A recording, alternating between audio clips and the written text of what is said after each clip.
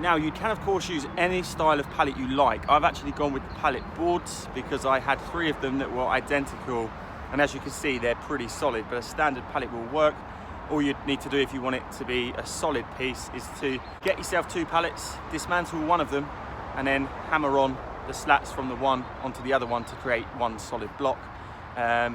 You will need 5 pallets in total to build a 2-stage compost bin like this one, but you'd also require an additional between 2 and 4, depending on how many slats are on your pallets, to clad the front in such a way that you can come and lift the slats out depending on how much organic matter you've got in there. I'll talk you through it as we do it, but yeah, that's basically what I've done. I've just made sure they're all level, and I've screwed a double pallet to the back because I didn't actually have any more of the pallet board. So yeah, 5 pallets, 2 at the back and then 3 in the front, and that'll give you something that looks like this. And then the more appealing bit that I quite like is how we do the front, because what we want is a removable front half, but we don't want to have hinges, you know, that could rust. The pallet wood's really heavy, you know, this kind of weight, you'd need a pretty heavy duty hinge anyway. So what we do is we just layer on the slats, you know, into a slot, and we build the slats up to hold back the organic matter. And then when it comes to turning this stuff, we just remove the slats, put them to one side, give it a turn, and then, you know, you can even transfer it from one side to the other if you so wish, and then add your slats back. But it's 100% pallet wood. So yeah, let's continue with the build.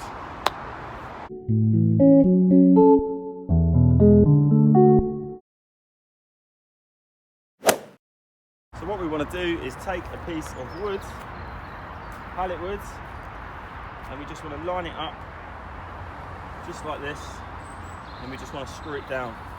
So I've got some deck screws, just going to line it up ever so roughly.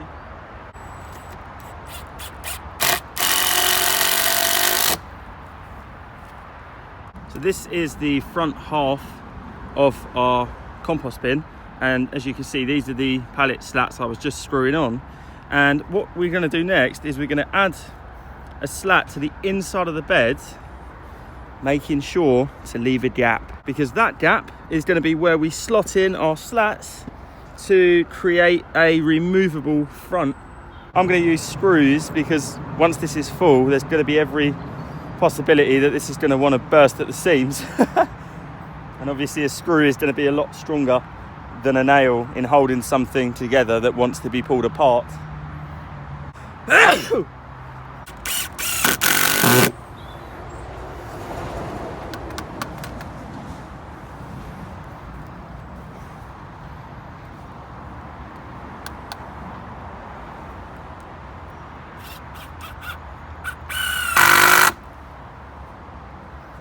And we're going to continue that on both sides of each compartment.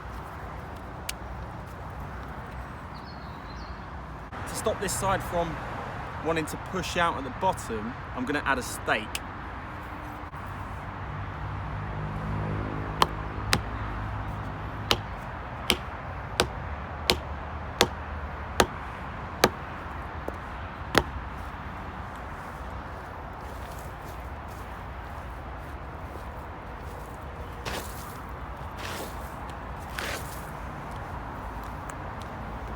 Something else we do is we add a slat or 2 across the bed, not at the front because obviously you need to get in there to be able to turn it, but more towards the back. And what we'll do is we'll cut this down to size. You can of course join 2 pieces together and have one running beam, but it would sit on the top, and I'm looking for this to sit on the inside. And then all we do is we measure out across the bottom and across the top of the opening, and providing they're the same, that's where we screw. If they're not, if they're like this, so if that's 50 inches across and the bottom is 60 inches across, you just need to use your spirit level and just make some adjustments until the face is square. Alternatively, don't worry about it. You're screwing this on to hold the walls to stop them, you know, from falling out. That's it.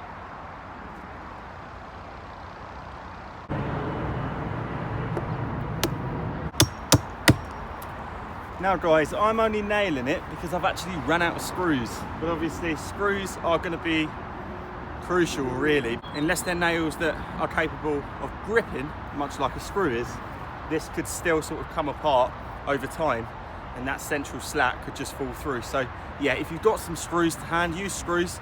I'll just come back at a later date and just fire a screw in each side, and then there's no possibility of it coming apart.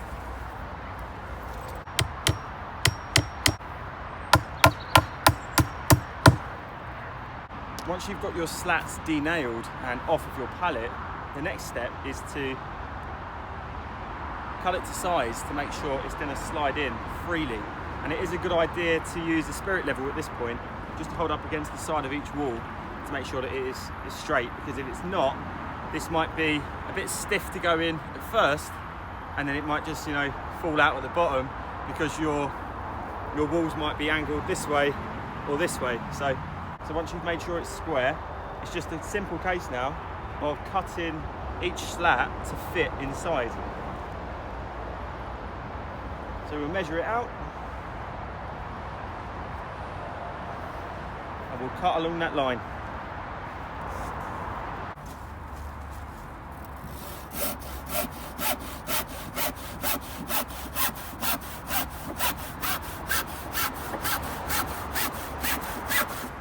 Oh. You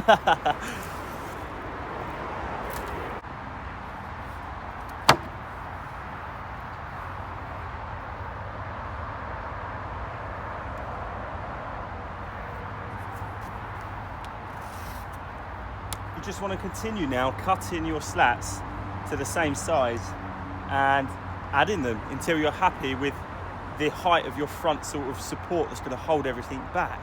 It's as simple as that, guys.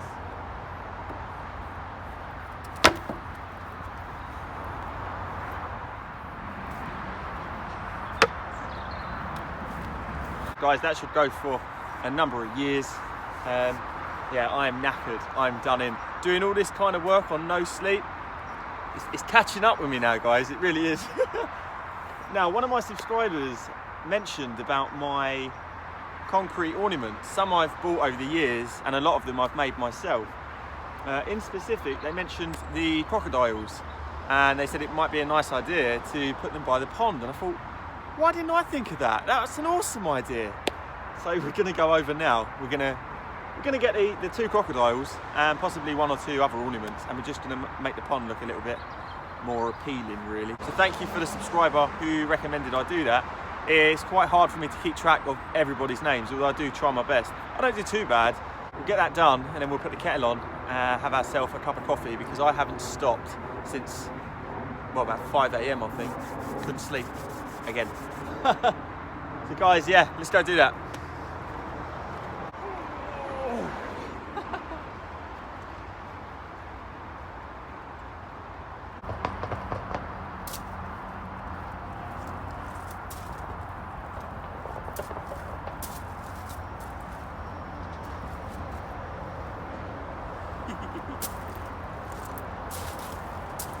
Yes guys, I know what the shape of my pond looks like.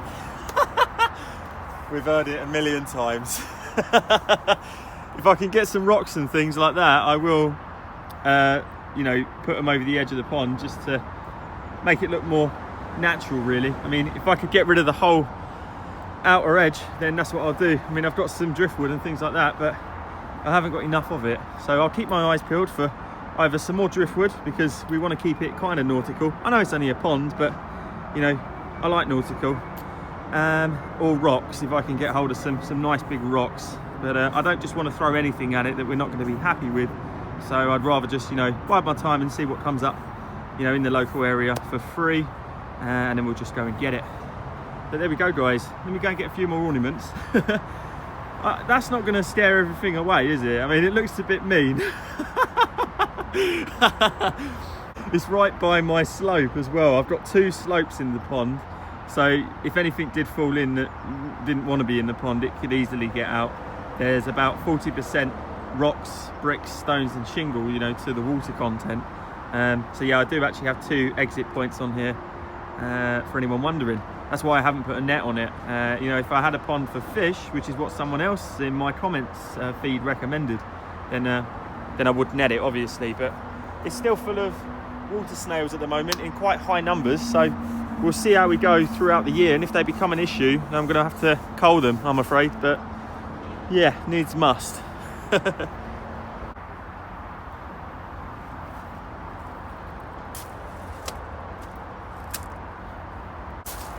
can we put the owl? I got this little guy in a skip. Someone had thrown it away. I mean, it's a bit rusty, but I think that adds to the whole look of it. I think that's awesome. Where can we put the owl? Don't suppose it matters really for now. For now. Where should we put the owl for now? Put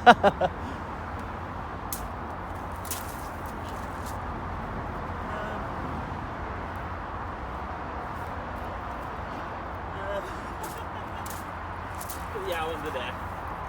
That'll work.